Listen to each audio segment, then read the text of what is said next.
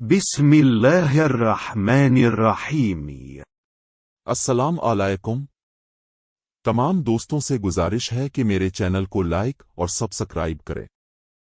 قسط نمبر 23 حق و باطل کی جنگ۔ خیموں میں آگ۔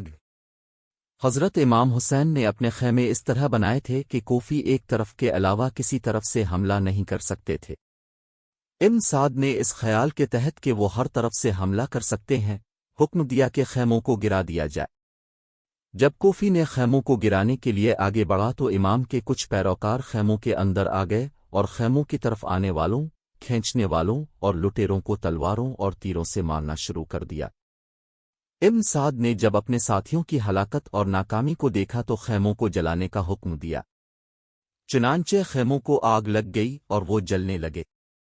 وہ ہر طرف سے حملہ نہیں کر سکیں گے کیونکہ پہلے خیمے رکاوٹ تھے، اب آگ رکاوٹ ہے۔ تو ایسا ہوا، آگ لگنے کی وجہ سے یزیدی فوج پیچھے سے حملہ نہ کر سکی۔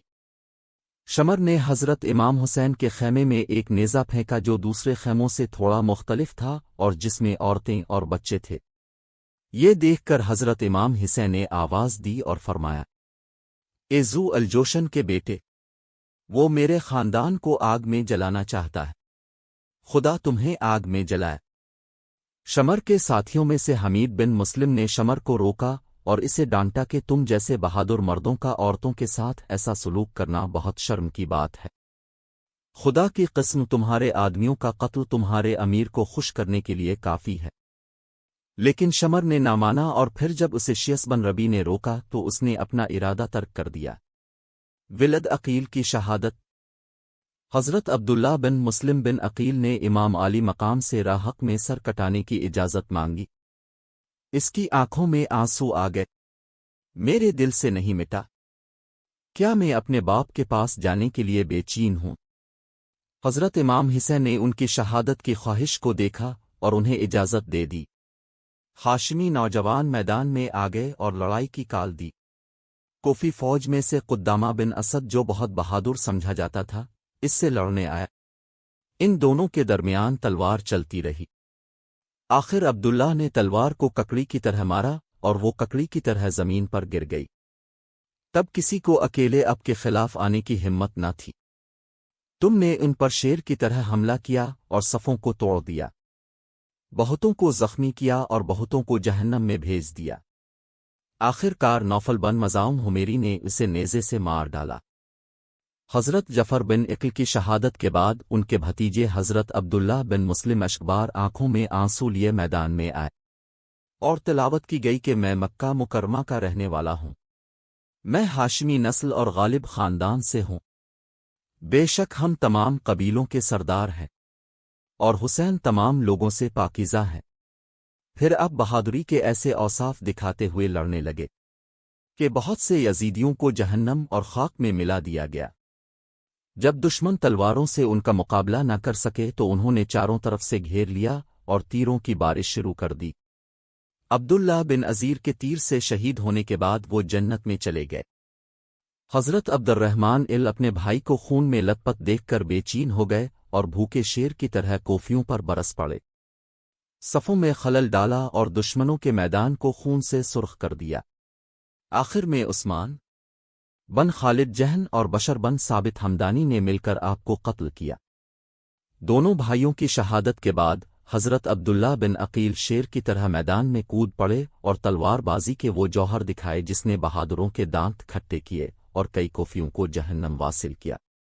عثمان بن خالد جہن اور بشر بن سوت ہمدانی شہید ہوئے۔ اولاد علی کی شہادت۔